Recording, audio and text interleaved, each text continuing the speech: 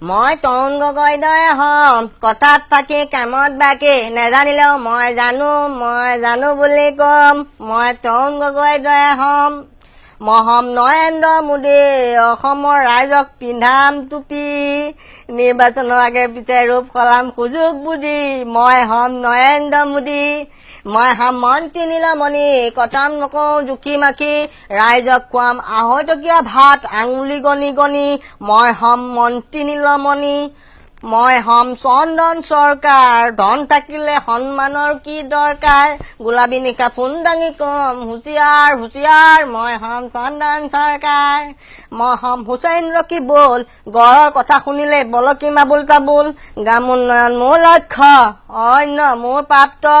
পঞ্চায়তৰ নাম শুনিলে মন হয় ব্যাকুল মই হম হুছেইন ৰকিবুল মই হম হিমন্ত বিশ্ব এটাৰ পিছত এটাকৈ কেলেংকাৰীয়ে কপাম বিশ্ব যাকে তাকে কৰিম চেলেঞ্জ চবকে কৰি যাম মেনেজ কথাৰ প্ৰতি পলিটিক্স কৰি হৈ পৰিলো একেবাৰে নিশ্চয় মই হম হিমন্ত বিশ্ব